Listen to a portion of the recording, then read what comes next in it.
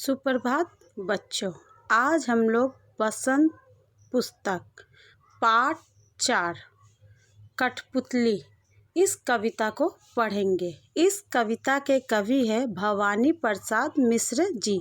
भवानी प्रसाद मिश्र जी आधुनिक युग के कवि है।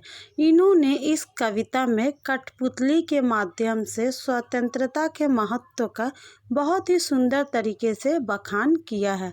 तो पहले हम कविता को पढ़ेंगे, उसके बाद उसके अर्थ को भी जानेंगे। कठपुतली गुस्से से उबली, बोली ये धागे क्यों है मेरे पीछे आगे, इन्हें तोड़ दो मुझे मेरे पाँव पर छोड़ दो। तो इन पंक्तियों के माध्यम से कठपुतली ये कहना चाहती है कि ये जो मेरे आगे पीछे जो धागे हैं, ये धागे क्यों हैं। इन धागों को देखकर कठपुतली को गुस्सा आता है और वो कहती है कि मेरे आगे पीछे जो धागे हैं इन्हें तोड़ दो और मुझे मेरे पाँव पे छोड़ दो, अर्थात मुझे स्वतंत्र कर दो कि मैं अपने पैरों पे स्वयं चल सकूं, मुझे दूसरों के अधीन रहकर कोई भी कार्य ना करना पड़े।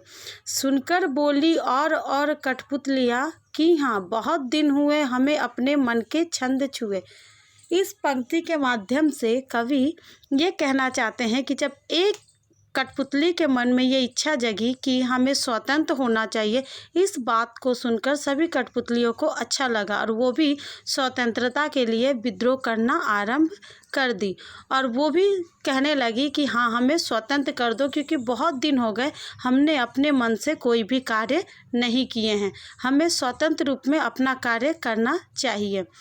मगर पहली कठपुतली सोचने लगी ये कैसी इच्छा मेरे मन में जागी। तभी पहली कठपुतली सोचने लगी, जिसके मन में ये इच्छा जगी थी कि ये इच्छा मेरे मन में क्यों जगी कि स्वतंत्र होने का। तो इस कविता के माध्यम से भवानी प्रसाद मिश्र जी स्वतंत्रता के महत्व का बखान करते हुए कहते हैं कि स्वतंत्रता किसको प्रिय नहीं होती है।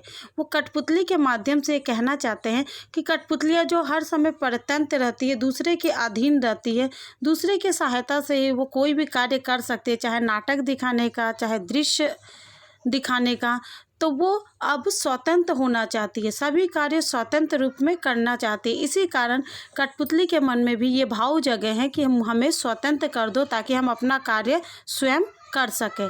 आशा करती हूँ कि आपको ये कविता समझ में आई होगी। धन्यवाद।